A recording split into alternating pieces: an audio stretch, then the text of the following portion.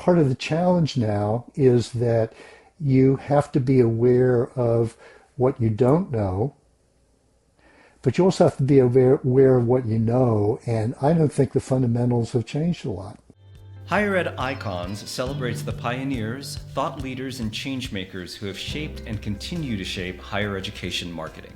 I'm your co-host, Mallory Wilsey, an EdTech and agency consultant. I've spent the last 20 years inside higher education, and I have used every one of them to understand how this industry thinks, buys, and evolves. And I'm your co-host, Voltaire, though everyone calls me Volt. I am the Executive Vice President for Brand and Web Strategy at Carnegie. I've been in the industry for roughly 3 decades, and I live at the intersection of story, empathy, and technology. Mallory, can you believe that it's been only 6 weeks from the initial conversation we had about higher ed icons to today, our launch?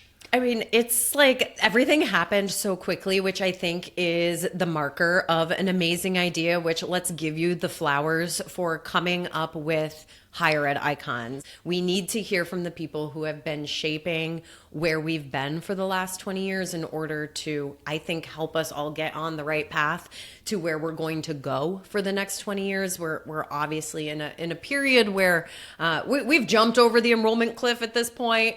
AI is swirling around us. I mean, just there's fewer people and fewer resources to do all the things. But speaking of people, Volt, we would be remiss if we did not shout out some of the people that made this all possible in such a condensed timeline. We have been working with an incredible designer, Savannah Parrott. She has just done wonders. So when you look at our podcast icon or any of the graphics that we put out, this brilliant woman has helped us figure out the design system for higher ed icons. We are also working with a phenomenal producer, Giselle Kowalski, who I am so grateful to have been able to meet through my industry connections. She works on a campus and is moonlighting as our producer. But we would be remiss, Vol, if we didn't mention our founding sponsor, On Deck Marketing. Absolutely. Mallory, the work that they do with high school students is incredible. They have such a wonderful approach in this information-saturated, performance marketing-driven sort of world. They're doing something that is so telegraphic, fairly lo-fi, and incredibly effective. Yeah, I agree. I think that it's really hard to be a marketer today when you are being forced by your CFO to attribute every single one of your actions to a click. And we know that the under 18 audience, while there are fewer and fewer of them, it's also getting harder and harder to reach them.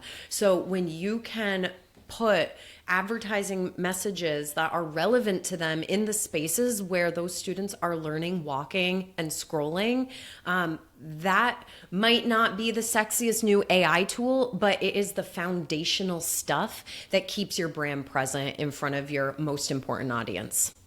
Absolutely. And I am so grateful that they were willing to take a risk on us Yes. on this new podcast series and sponsor the next year of these conversations with higher ed icons. We are so grateful. Thank you, John Reed, for taking that risk. Absolutely. Our guest today is Michael Stoner. He is the co-founder of M. Stoner, one of the first agencies built specifically to bring higher education into the digital world. Now, Michael and I started that company together in 2001, and for more than 20 years, I've watched him do something that very few people in the industry can do.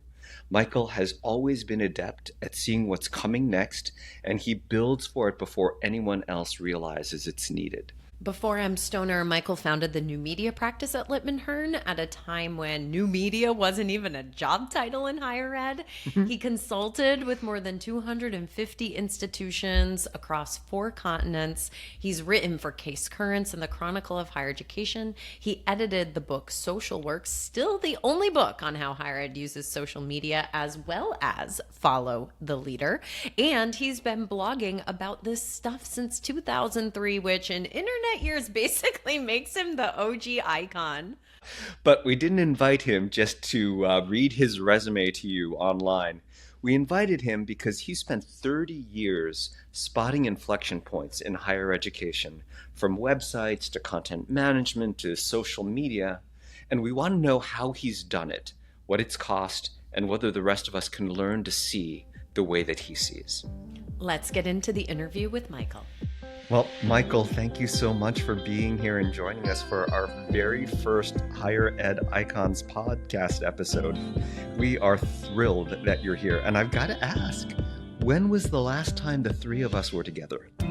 Virtually or otherwise? I mean, it's been a while, right? Well, it's definitely been a while, and it's great to be here with two of my favorite people. So I'm excited and honored to be your first guest. So, Michael, you and I met at Lipman Hearn a little bit more than 25 years ago. And That's right. at the time, you had hired me. You were the vice president of the new media practice at Lipman Hearn. And at that time, I don't think that any other agency was really focused on new media or digital as a practice at all. So I'm curious, how did that all come about? How did you get that role? Who did you need to convince? And what was it like to be doing that role when no one else was doing it? Well, that really came about because I had been looking at what was happening on the internet and what was happening on the web. And Bob Lipman actually reached out to me and recruited me to start that practice. And at the time, I believe that was the first national practice focusing on new media in higher ed. Staymates, to their credit, was doing some stuff, but we really went great guns and really started that division. And Lipman Hearn really wanted to make a big splash and establish a foothold in a new era for them. And so that's what happened. Of course, things really didn't get rolling until you came along, but that's another story. I'm so impressed how ahead of the times you guys were, though. I mean, like, who was really thinking about the web or media in general in the late 90s? Like, you were pioneers. Well, to be fair, there were things going on different campuses at the time, and part of what was exciting about it was all these organic on campuses throughout the country. There were these organic initiatives popping up, at Bates College, at Colby College, at Pomona, and other places. And so there was a lot happening at the campus level. And Tulane, in about 1994, released a really great little floppy disk with what was really the first interactive view book about Tulane that a guy in New Orleans put together. So there was a lot happening, but there was no, there at the time there really wasn't somebody, thinking about that at a more those things at a more strategic level. So that's, if I give myself any credit, that was, one of the things that I started doing, and there we go. I'm curious. I mean, when you're dealing with technology at that point, and we are talking like floppy disks, dial-up, Microsoft front page, NetObjects Fusion, Netscape was still a thing. I mean, it was like the genesis of what we now consider quotidian. But how did you know that it wasn't going to be a flash in the pan? Because I mean, did you get those reactions from some people where they're like, "Oh no, this is the Clippy of the era." But believe me, there were a lot of people who were very skeptical about what was happening, and I was also skeptical about what a lot of people were promising, because it was hard to promise. And when the delivery system for the rich media was a floppy disk or a CD-ROM, how people had to have a lot of hardware to play that. And the promise of the web, with everybody being connected into this network, required a device and CompuServe or AOL, and those systems were very hard to use in those days. So even saying that, you could see the promise. It was apparent that this could change a lot.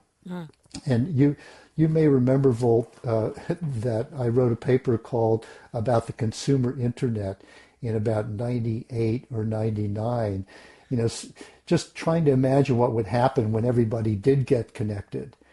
And I think part of the challenge for everyone was just trying to say, what steps should we be taking to be in a position to take advantage of this technology without investing too much time and too much energy into something that is not really going to pay off for our institution. And that was the big challenge. And when should we give up or dial back some of our initiatives around these legacy products that we're doing? When should we slim our view book down and invest in a website or a CD-ROM? And how much of that should we be doing? How effective is it going to be? What kind of experiments should we be conducting? That was really a big challenge. Wow. I mean, I think we're going to get there in this interview, but the parallels from what you just said to where higher ed is right now as Right. institutions are grappling with artificial intelligence, it's one to one. But I don't want to jump ahead quite yet because, Michael, you and Voltaire, just I think weeks after September 11th, 2001, created and launched M. Stoner, which, I mean, my gosh, Right. like I spent the best 10 years of my career working for the two of you. And so I'm personally That's right. grateful that you both took that leap.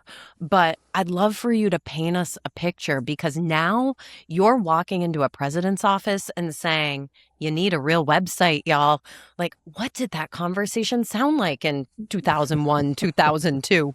Well, that was a challenging conversation because back then there was no such thing as a content management system, really. So we knew that people needed a content management system, and we had an option that we could offer people, but it was expensive. It costs a lot of money. And I remember one of the first big projects that we did, and I won't quote the president exactly. I won't quote his exact words, but when I presented the budget, he wanted a world-class website, and when I presented the budget, he said, "That is a blank, blank, blank lot of money." And I said, "You said you wanted a world-class website. That's what it's going to take." And that website included a content management system. It included some rich media for the time, and it included a plan to maintain the content because as we all know, it's not just about technology. You need people to create and maintain the technology, and without those resources, you can spend a lot of money on computers and tech, but you're not going to get the website that you deserve, that your institution deserves. So there were a lot of dicey conversations about that, and our approach was always to try to create a system that involved both technology and people to make sure that the website was rich and well maintained after we launched it, because that's when the challenging work really started. Yeah. Yeah. I remember the first content management system project that we Uh, worked on, Michael, for that small college out east, right? right. Was that the president who was like, that's a No. blank, blank, blank? No. Oh, fair enough. Fair enough. No. So That was somebody else. when do you think, or thinking back, remembering back, when did things really start to get traction? in terms of what we used to call new media? When did things start to click? Well, I think by around the time we launched M. Stoner, it was pretty apparent that institutions, and that would have been November of 2001. Um, I think it was apparent that institutions needed to do something serious. They needed to get serious about their websites. They needed to get serious about updating content. They needed to get serious about creating a web team that would look after the technology and the content for their websites. And so that, I think, is when things really took off. Now, of course, institutions are probably still struggling with those challenges. You two would know better than I do these days. Um, but but now it's a matter of knowing that it's important. It's just trying to figure out how to do the best job possible. Back in those days, there was still some convincing that needed to happen. There was also the challenge of what do we give up because we can't do everything. So how do we make the transition from all this stuff we're doing in print and also, some of the really expensive video work that institutions were doing, then how do we transition some of those resources to support our activities on the web? Michael, you just kept being right. Like, if anything, like you saw what was coming before it even arrived. So, like kudos to you, but not just websites, right? We've been talking about content management systems. Then it was social media. That's when I had the pleasure of meeting the two of you. It was this Right, rise of social media around 2008, 9, 10. right. You literally edited and wrote the only book on how higher ed uses social. From there, it was responsive design, and M. Stoner was one of the very first companies to figure that out and get it right and really educate the entire industry on what mobile optimized websites meant and why they mattered. So, how'd you do it? How did it feel to be right so many times? No. Well, part of it is finding the right people to collaborate with. And so I think that because it's really not possible to, figure all this stuff out yourself. You need to find smart people to work with. And so, the two of you are great examples of that. We had really great team at M. Stoner over the years, lots of really smart people who joined our team and stayed for a while or for, a lot longer than that. And it's part of the collaboration that made it such a rich experience. And it wasn't only the people that we brought into M. Stoner, it was the people we collaborated with, across the industry. And one of the things that I liked best about doing the Social Works book is finding the people to contribute the various chapters. And I think what was it, Mallory? We had about 16 people who contributed to that book. Um, Did. and so that it was great to really take advantage of the expertise of other people and to see how they related their experiences in the case studies they wrote. There we go. Social works. Social works. That is amazing.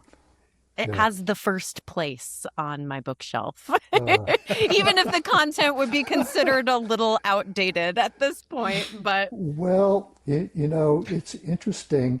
You can say that some of the content is outdated, but one of the things that I really valued about social works is that the principles mm, that underlay a lot of those campaigns are still important today. It's the thought of what do you want to accomplish? What tools are you going to use to accomplish those goals? How are you going to measure if you've accomplished what you set out to do? And then what do you need to do the next time to make your results better? So I don't think those principles, those are timeless. Those are absolutely timeless. And people might be using different tools today. It might be TikTok rather than Twitter. But what's really important is the outlook and the strategy that you're using to accomplish your goals. Yeah.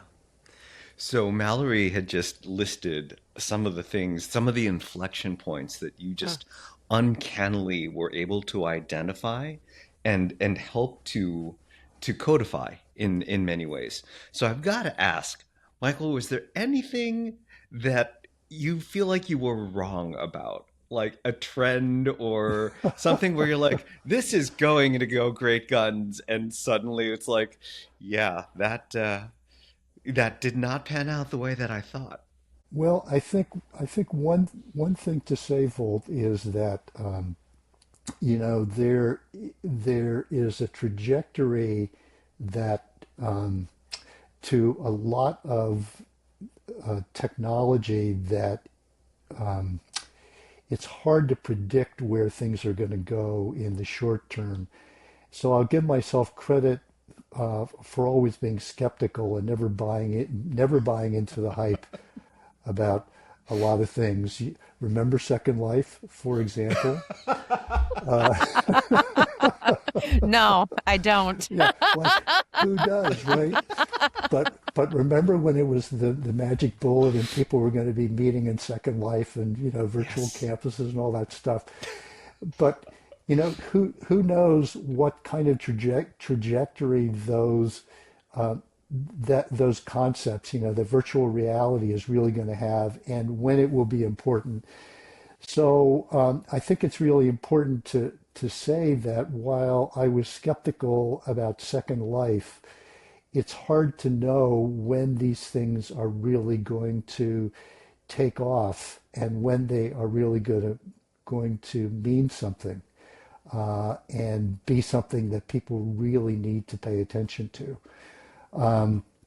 And so I've always been concerned that my skepticism about this stuff is going to block me from really seeing when it's time to step in and to take advantage of something and to really invest in a technology or something that is au courant right now that I'm just saying, oh man, just because I have a personal aversion to it, that and and also, I would say, in that light, social media in general, you know, Mm.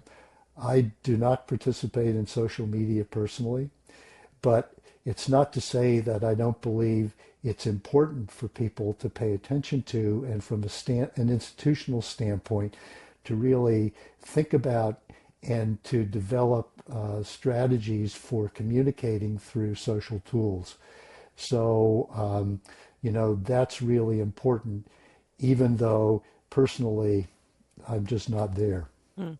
Something tells me, Michael, that you have continued to take that skeptical mindset, that cautious mindset into artificial intelligence, even in your retirement. So I'm so curious. Are you using generative AI? If so, what are you using it for? And like, just what are your thoughts on the technology overall? Well, that's a good question, Mallory. I haven't followed it much. I will tell you. And so I do use it a little bit. I have, for example, I have a good friend who was having a problem using Zoom, and I asked Claude for some help, and Claude helped me. It was awesome. Claude's great. So thank you, Claude. Boy, you are terrific. Uh, but Claude is not going to be my best friend or my therapist or, or you know, it interact much with me in any way.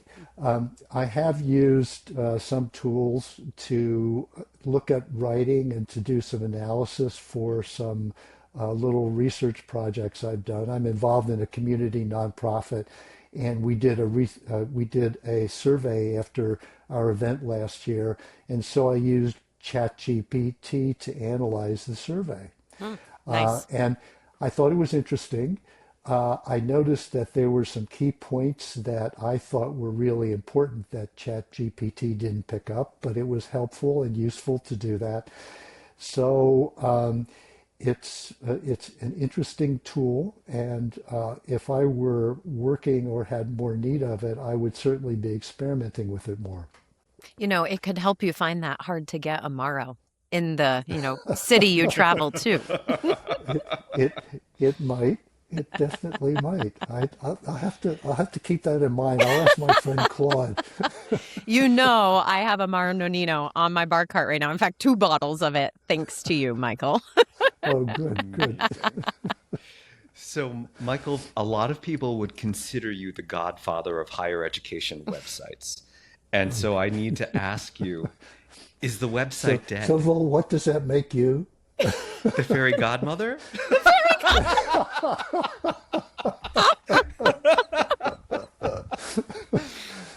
Consigliere, I think. So what do you think, Michael? I mean, a lot of people are talking about the fact that AI is being used for search and yada, yada, Mm, yada. I read an article recently that said that websites might be relegated to the internal plumbing that provides information. wow. Is the website dead? Well, that's a really good question. I still find that I get better results if I look at a website myself rather than ask my friend Claude or ChatGPT. I've sort of broken up with ChatGPT, but Claude's my new bestie.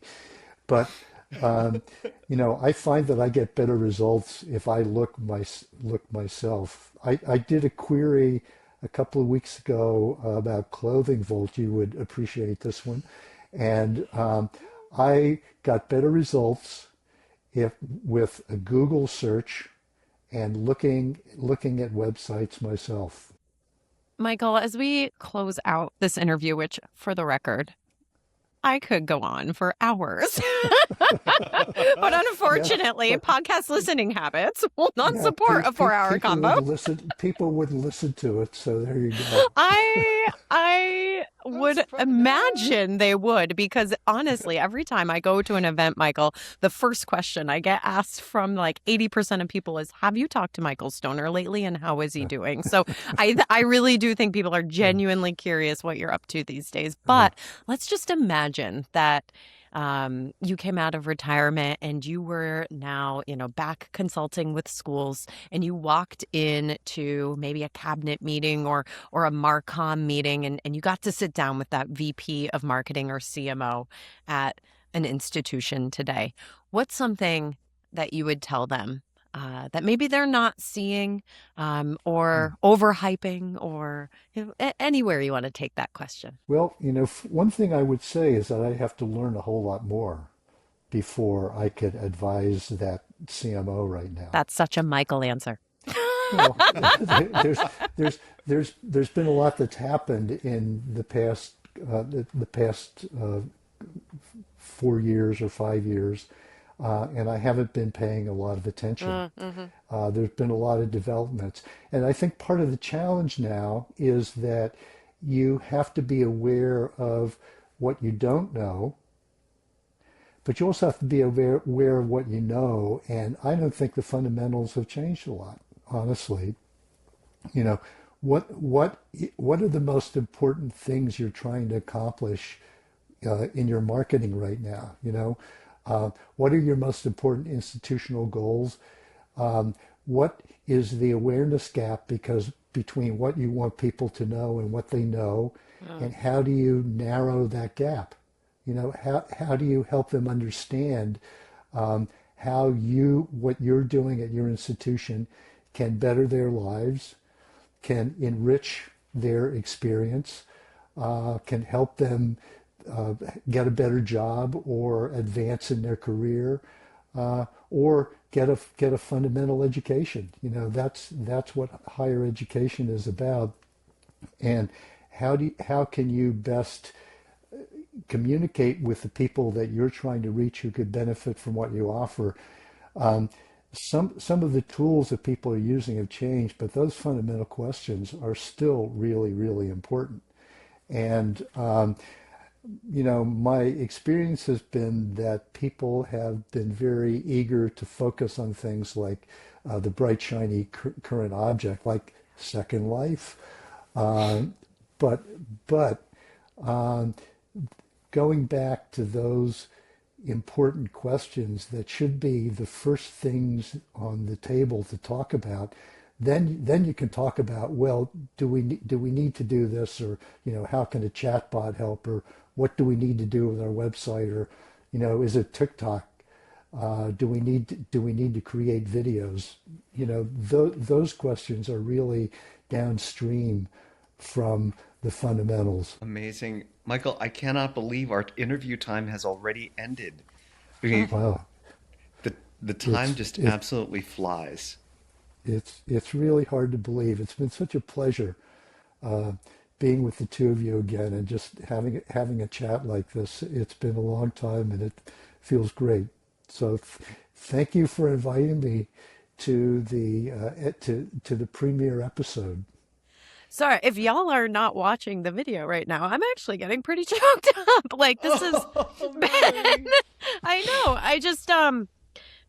I don't want to not take the opportunity to thank you, Michael, for my entire career. Um, I think you took a bet on me when I was a very young and eager 20 something.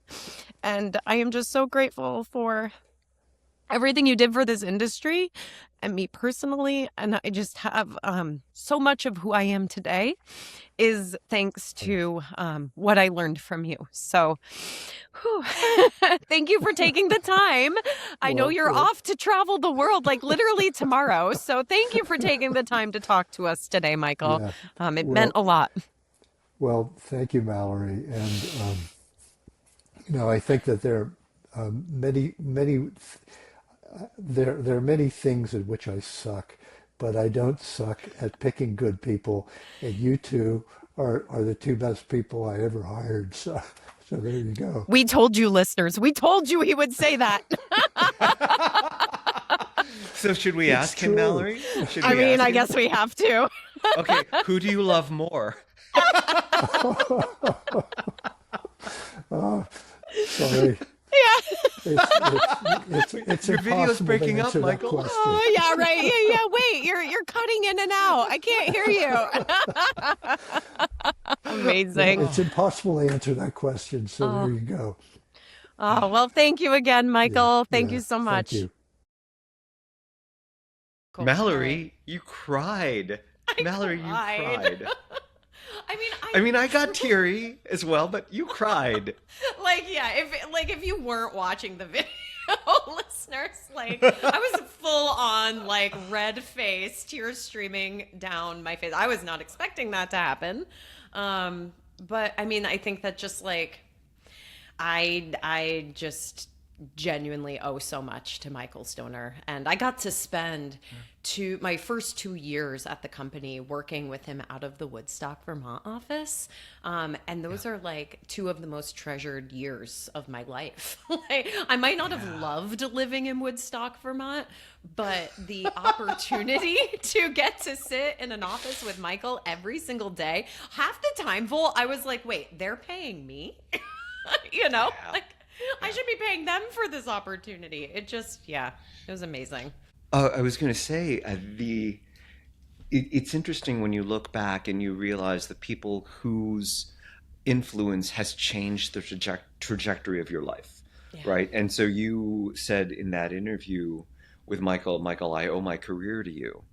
And frankly, owe my career to Michael as well, because when he Mhm. hired me as a new media producer, that changed the course of the work that I was doing in higher education. Yeah. And 9 months later, he and I were talking about starting a business together.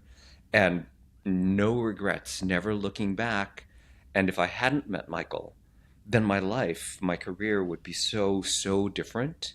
Wow. And I really appreciated the chance for us to both have that moment Yeah. in this conversation where we realized we're talking with someone who who just transformed Yeah. where we were headed. And Yeah, now I'm getting teary. Mallory. Ugh. Oh, Volt. But you know Oh, what? Mallory. Like, Michael is so humble, y'all. The man was literally never wrong. Like, we asked him that question, and he talked about Second Life and all these things. But it's not like he like built M. Stoner around building Second Life like instances for schools. Like, no. Let's just be very clear. Michael Stoner was never wrong. He saw the things that were coming before they hit. He went and he hired the smart people to help make the things happen, and like he just placed really smart bets. And he talked a lot in the interview about how he's a skeptic, and I actually like I think that is part of this, right? Because he always was asking a lot of questions, and often the right questions, before he made those investments. And I think that helped him, right, in his career, kind of like parse like what is hype from the things that will fundamentally change marketing communications for this industry. Yeah, absolutely. And speaking of the word fundamentals, I mean, that was one of the main themes that came out of that conversation, at least for me, is Yeah. the idea that even though technology continues to change and evolve at this breakneck pace, the fundamentals of the way we do strategy, the fundamentals of communication have remained largely the same. It's so true. I appreciated how he brought it back to like needing the right goals identified and then finding the tools or the solutions, and kind of not leading in the opposite direction. Because I think as we're at this like AI inflection point in our industry, a lot of folks are feeling like they're behind, and so therefore they're just jumping into the tools, especially this year with agentic AI. I think it's a really easy trap to fall in, to be like, well, we have to do agentic AI. Okay, but like, but why? Why are you Yeah. might not have to do agentic AI. Like, right? What is the thing that it is solving? What is, to Michael's point, where is the gap between what you want people to know about your institution and what they actually know about your institution? And what's the right tool or solution to get them there, right? It's not going in the other direction. And I really appreciate how he, so kindly reminded us all of that. Yeah. I remember someone saying um, about Michael that they had met him at a conference and that kindness emanated from him. And I think that sense of kindness, that sense of humility, that sort of gentle skepticism has been so apparent and um, so much of part of Michael's career. And I think we're all the better for it. All right, so Mallory, what one thing is going to continue to roll around in the back of your head from this conversation? What are you going to continue to think about? Who was the president he was talking about? No. I mean, but actually, yes. But more seriously, I am not a natural skeptic. I'm not. I like to accept things. I like to assume the best at all times, and like I needed that Michael Stoner reminder to ask the tough questions, to be a little bit more skeptical. I think that's just so important, especially in this AI world now.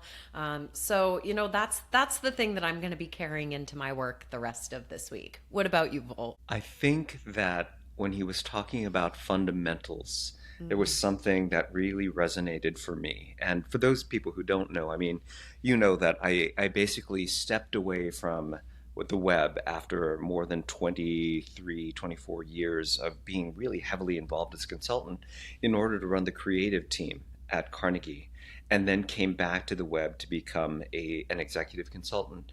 And what was fascinating to me is as I was reorienting myself to what it is that was top of mind, the trends that we were trying to address, the issues that remained issues, that the word fundamentals kept coming back to me. And I think that even though technology has changed so much and is moving at a breakneck pace, we struggle with the fundamentals that we have struggled with for more than 20 years. Strategy, content strategy, decentralized or hybrid governance issues, accessibility, user-centered design. These were all things that we started talking about 25 years ago, and they're still the fundamentals that we focus on in doing really great web communications. And that was not only a sort of stabilizing reminder, but it was also a, why is that?